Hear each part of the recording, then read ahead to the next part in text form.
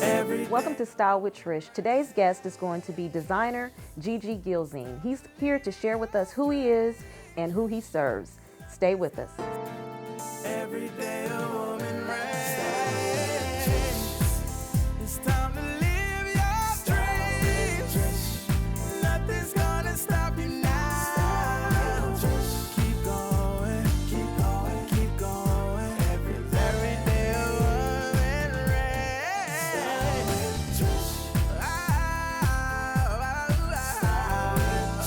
Every day a woman race. Today on Style with Trish, I have none other than the one and only Gege Gilzene. Help me welcome him to Style with Trish. How you doing, Gege?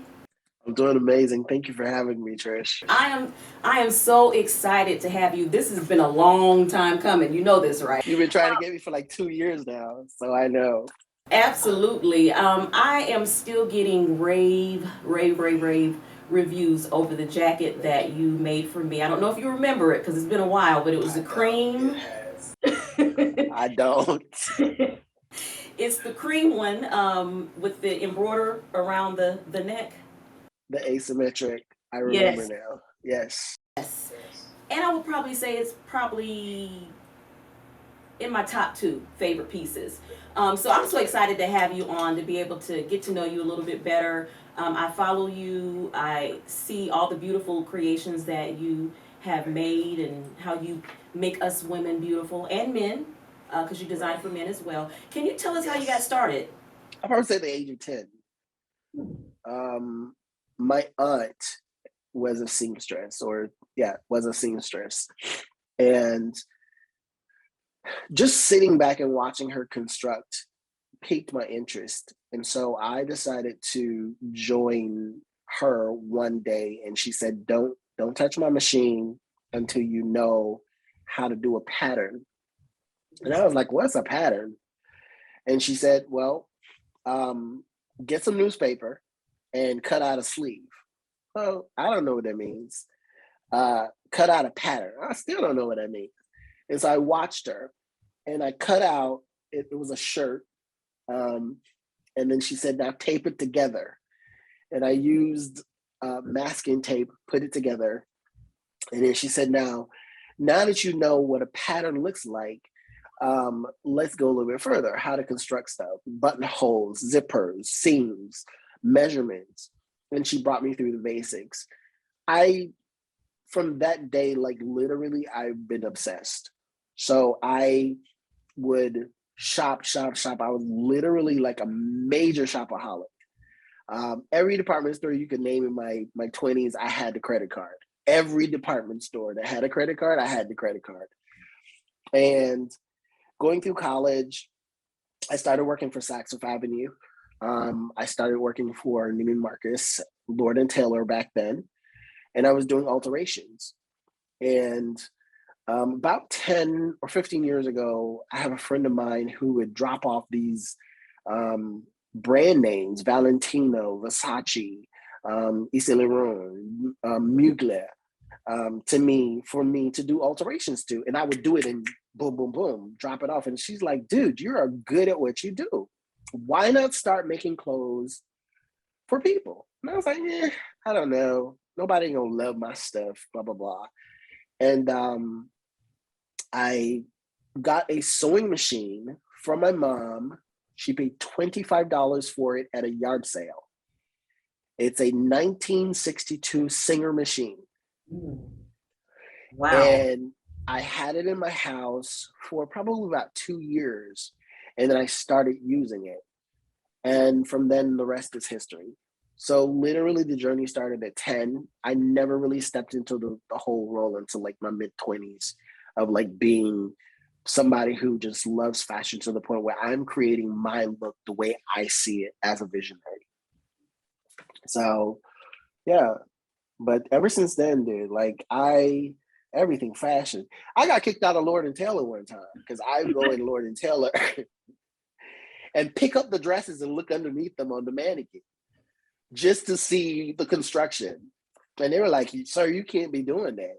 I would go there every weekend because they had like a different display.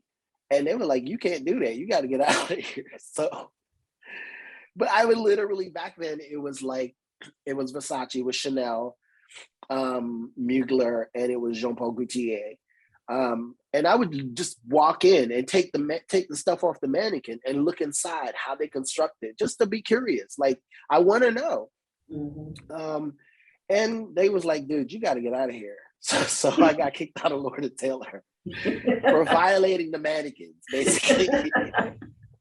I was thinking you were going to say you were working there, but you were just no.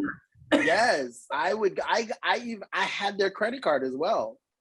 And I wasn't shopping. I was just curious, because the industry that we're in, like many others, because it's a service industry and some of it is self-taught. A lot of people who are in the fashion industry are self-taught. The worst thing I've ever experienced is asking somebody else who is above me or further along in the industry than I was and am, help me. And their response was no. You got to figure it out yourself.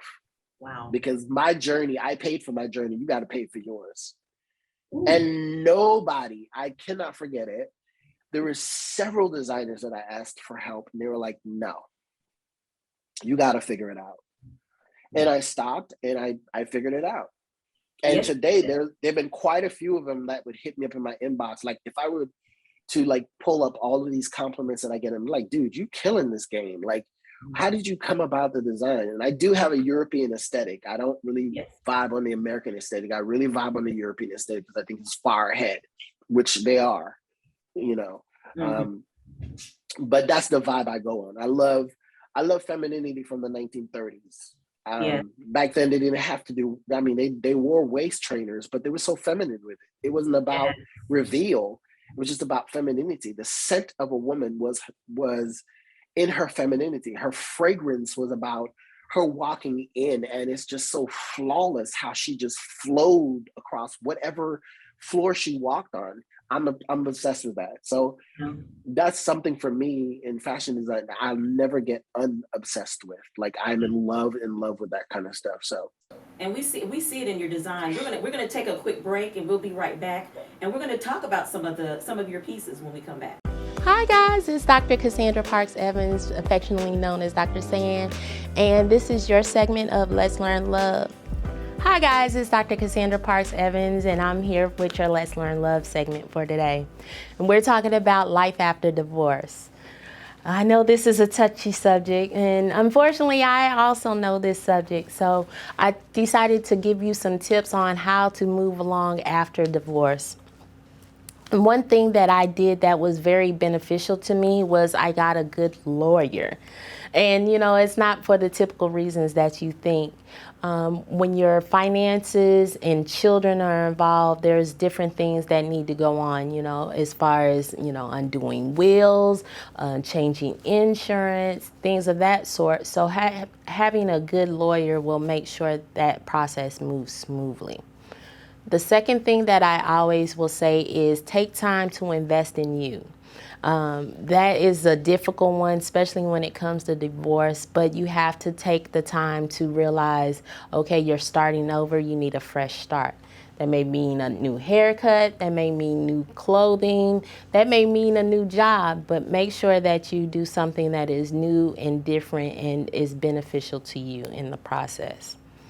Something else that we must consider is if there are children involved. We want to make sure that our children are mentally sound during this process. We want to make sure that we're talking to them and that they understand that they're not the cause. You know, a lot of children feel like that they're the cause of divorce when their parents break up, but of course we know that's not necessarily the case, but we want to make sure that the children are stable in this situation as much as they can. The fourth thing that I think that is very important when it comes to life after divorce is forgive yourself. You know, sometimes we say maybe we should have did this different, we should have did that different, but sometimes that is not always the case. Let me know what you need to do when you felt like you had a new life after divorce. You know, I would love to hear that and see how our lives compare. So contact me at letslearnlove.com, and until then, love and blessings.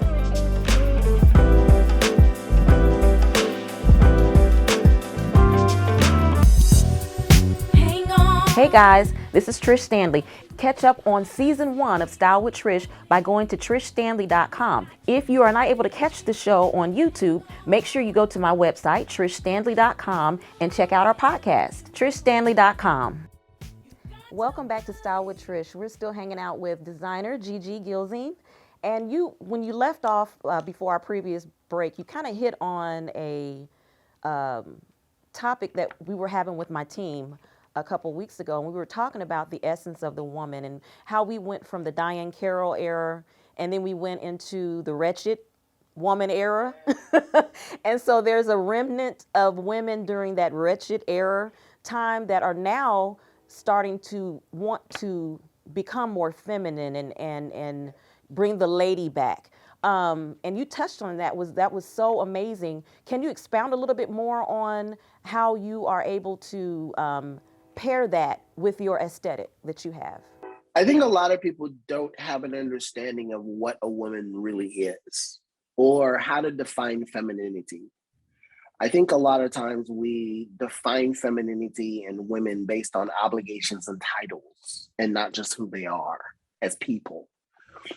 And so we will market the what that they are versus the who that they are. The industry requires you to be a certain weight.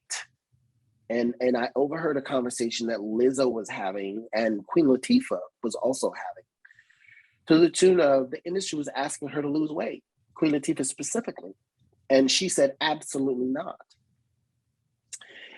And then there came the thing where they said, well, listen, if they won't invite you to your table, their table, create your own table. And that's exactly what she did. Lizzo was also under a lot of pressure to lose weight, but she maintained, she's maintaining. Some of it was very painful. And I've seen that in her pulling away from social media a lot. But she maintained and she's doing great. She's still fashionable. She speaks to a certain category or group of women that are plus size, and not just plus size, obese. No big deal. And I've learned with interacting with my clients, just because you're fat doesn't mean you're unhealthy. That's because right. There are people out here that are big boned, fat, whatever you want to call them, but they're healthy. They're just not fit. And health does not determine fitness, and fitness does not determine health. Because there's a lot of people out here that are buffed in the gyms and they're falling out having heart attacks. Mm-hmm. That's true. Right? But they fit, they bodied, but they having heart attacks and complications and cancers and so forth and so forth. So the way I look at it is the Audrey Hepburns, the Liz Taylors, the Diane Carrolls, the Alexis Colby Carringtons, the Crystals. They're all movie characters, but they all exude such a level of femininity that everybody wanted to flow like they did, and I think we've lost the essence. Like, the reality of it is a man ain't really looking for a thought. A man is really looking for somebody that's loyal, that will cover him in his flaws, that will be on a journey with him until he gets to wherever he wants to be. And in turn, they will always give you what you ask for because you rode this journey out with them. There are times when I look at situations like, I want to be saved and sexy. Well, that's an oxymoron. Because you can't be saved and sexy. You can be saved, but sex does not have anything to do with being sexy. Being saved. Mm-hmm. So I have to sit my clients down and educate them. Listen, you don't have to show your cleavage, your hips, your bra, your legs, your thigh for somebody to catch you or find you as a wife. That's right. You just really have to be you. And I have to help them to understand that this is a team effort, right? I'm not a doctor. And I came up with a slogan, I'm a designer, not a surgeon. Mm-hmm. Right? I can't make you feel like Beyonce. That's not gonna happen. You need to start with Dr. Miami and go to Puerto Rico, Dominican Republic. Then come back to me and then I'll make it happen, right? So I have to educate them. Listen, I can't do the impossible. But what I can do is I can give you an illusion of what does that look like? My vision of your being sexy is not your vision of your being sexy. Right. What I've discovered is that way I see people will always work in my designs. It never fails. I've come home crying before because I listened to the client. Wow. And that's not my assignment. Mm-hmm. My assignment is to listen to my gift. And And the end result, go ahead. And they're coming to you for your expertise. Exactly. And people often tend to think that they know more about themselves. And this is a gift as a visionary, because being a designer is a gift. It's not just a talent, it's a gift because it's a part of being a visionary. I see what you don't. Gabrielle Union just wore Piccoli Valentino to the British Awards, Fashion Awards. Amazing color. What if it was in black? Would it have garnered the same attention? It did it in lime chartreuse. Mm-hmm. Stupid, like uncontrollable stupidity. Amazing for me, right? And so I feel like it's not your thing. So I often tell my clients, mind your own business. Like if you're not designing this thing, I am. And if you're gonna hire me to do what you want me to do, then I'm just a seamstress, and I'm gonna charge you $75 an hour, minimum of 2 hours to design what you want me to design, because I got to work with you. Wow. But if you let me do my thing, what I'm charging you is really not. It doesn't even measure up to what God gave me, and it never fails, Trish. If I follow the client, they will always be unsatisfied because they're like, it's not what I expected. It's not what I saw in my head. That's because you're not the designer, sis. Stay where you are. Stay in your lane, right? And then if I design something for them and they go out and they get these epic compliments, they come back and go, oh, Mr. G, I killed it. But before that, it was like, I don't know. This is not me, right? Men dress for a woman's admonition. Women dress for other women's compliments. That's right. That's right. Men put on fragrance to be acknowledged by other women. Women put on fragrance to be acknowledged by other women and men. So if you leave what God gave me to me and you stay in your lane, I promise you it'll be a perfect match. Like, just trust the process. Like, I'm sure these women, I've seen some A-list celebrities that look very uncomfortable on the red carpet, but what they had on was stunning. And their personality meshed with what was put on. Cynthia Erivo, who I completely want to design for one day. Like, I want to put her in something that's Gege original. The epitome of I'll wear it. Right. I was going to ask you who was your dream person that you would love to work with, but you just answered that one. I want to do Cynthia Erivo. I definitely want to do Angela Bassett. Tamron Hall is one of my all-time fave talk show hosts. And then there's this lady called Trish. She does this thing on Instagram. I don't even know her name, her last name, but honey, she gives me the vibes. Like, I can walk with her through this journey and kill the Atlanta market. People go, wait a minute, we've never seen this before. Well, we're going to make that happen. We're going to make that happen. I'm the type of person that loves working with underdogs. Yeah. Because I'm the type of person that I don't want you to say nothing. Just walk in the room. Don't tell them where you got it originally up front. Just walk in the room. And then notice how captivating your presence has become. And it's a done deal. You ain't got to say nothing. Mm-hmm. You know what I'm saying? Yeah. So for me, that's what it's about. That's the passion of who I am, how I am when it comes to designing. Mm-hmm. Yeah, it's your aesthetic and your whole branding, and you're not just a designer, you are a organization within itself. So, you know, we have some designers out here that they just design, you call them and they'll design you something, but you have a whole business behind what you do. You're not just a designer. Yes. Absolutely. I have a counseling session behind that. I'm laughing. Excuse me. I'm laughing because I've been churched all my life, and people say, oh, you belong in somebody's pulpit. And what I've learned is that everybody, your pulpit doesn't necessarily means or is it associated with an organization or a place. Mm-hmm. Your pulpit is global. Yeah. And so global ministry or global reaching out to people cannot just be restricted to a location. Mm-hmm. That's So true. I dealt with a young lady in Omaha. Well, before hold that thought. We're going to take a quick break. We still have not looked at your pieces either. But when we come back, we're going to finish up with the lady from Omaha, and then we're going to look at a couple of pieces, okay? All right, guys, we're going to take another quick break. This thing is just so good and juicy. We could go on, but we're going to take a break, and we're going to come back with today's guest, designer Gege Gilzene. We'll be right back. Welcome to Trish's Treasures. This is where I share some of my favorite beloved products that I use on myself with you. Okay, I've got to share this Trish treasure with you. If you experience darkening under your eyes, if your eyes are puffy, or even if you just want to have a day, which I like to do, where I pamper myself with my own facial. And this product right here, my husband and I love it. All you do is you put it in a refrigerator.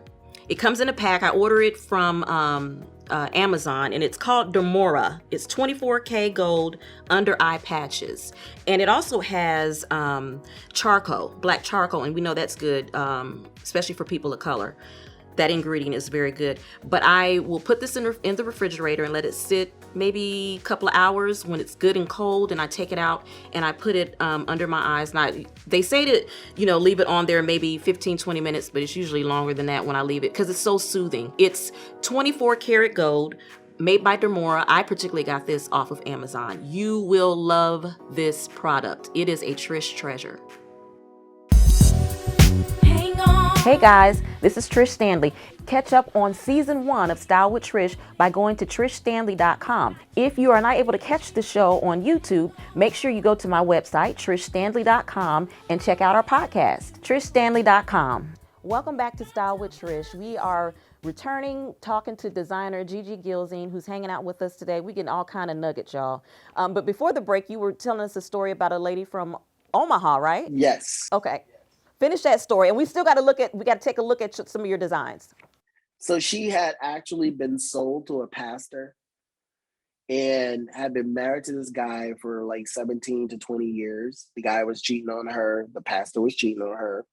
And she decided, I'm done. They had 2 kids. I'm done. I'm divorcing. She filed for divorce and walked away. He was very abusive.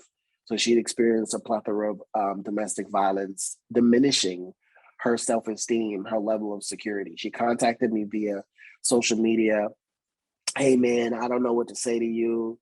I just need to look good. I'm rebranding myself. And she told me her story. And I said, okay, no problem. And I designed a look for her and I sent it to her. When she got it, she says, I don't know. This is just not me. And this is not what I was expecting, what I was looking for. I said, just put it on. I said, just humor me. Put it on. Wear it to the event that you're going to. And then, for all intents and purposes, if it didn't work, it just didn't work. I get it, right?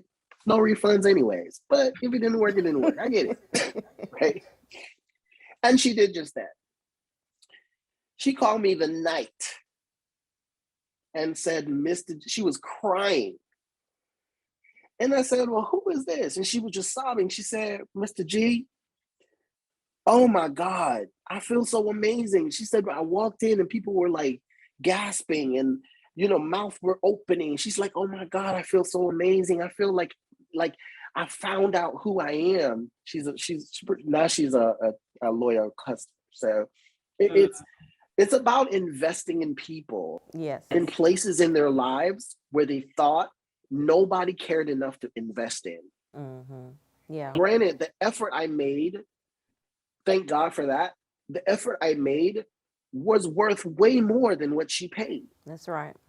Right? And just to hear the words that she said about her self-esteem being restored and her security, and she knows who she was, that to me is like, I'm good. Mission accomplished, right? So it's about, again, I go back to gift, trusting your gift. Mm-hmm. It's what I do. So. And a gift is what it is. And you have gifted You've gifted a lot of us here in this world.